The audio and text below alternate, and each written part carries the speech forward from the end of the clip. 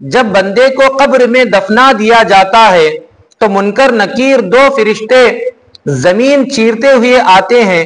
ان کا بدن کالا، آنکھیں نیلی اور کالی، بہت بڑی بڑی، جن سے آگ کی طرح لپٹ نکلتی ہے. ان کے ڈرانے بال سر سے پاؤں تک ان کے بہت بڑے بڑے ہیں، جن سے زمین چیرتے ہوئے آتے ہیں. مردے کو جھنجھوڑتے اور جھڑک کر اٹھاتے ہیں اور بہت سختی کے ساتھ بڑی کڑی آواز سے یہ تین سوال کرتے ہیں.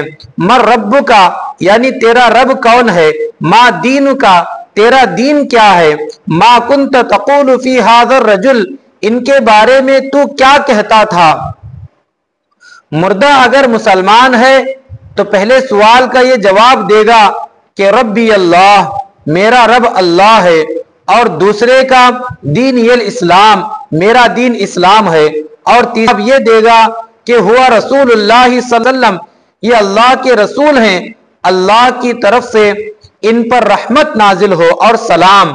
اب آسمان سے یہ آواز آئے گی کہ میرے بندے نے سچ کہا، اس کے لیے جنت کا بچھونا بچھاؤ اور جنت کا کپڑا پہناؤ اور جنت کا دروازہ کھول دو.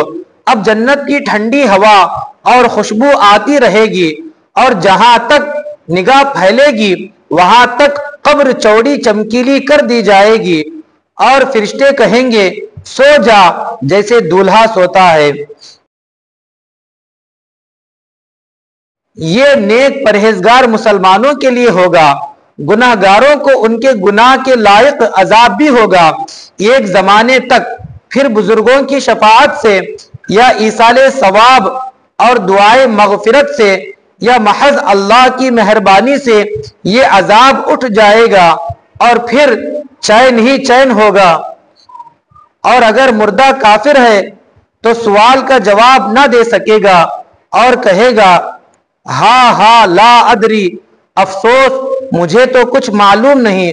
اب یہ پکارنے والا آسمان سے پکارے گا کہ یہ جھوٹا ہے، اس کے لیے آگ کا بچھونا بچھاؤ اور آگ کا کپڑا پہناؤ اور جہنم کا ایک دروازہ کھول دو، اس کی گرمی اور لپٹ پہنچ. عذاب دینے کے لیے دو فرشتے مقرر ہوں گے جو بڑے بڑے ہتھوڑوں سے مارتے رہیں گے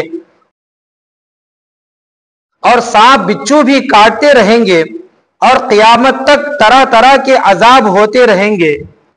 قبر میں کس کس سے سوال نہیں ہوتا.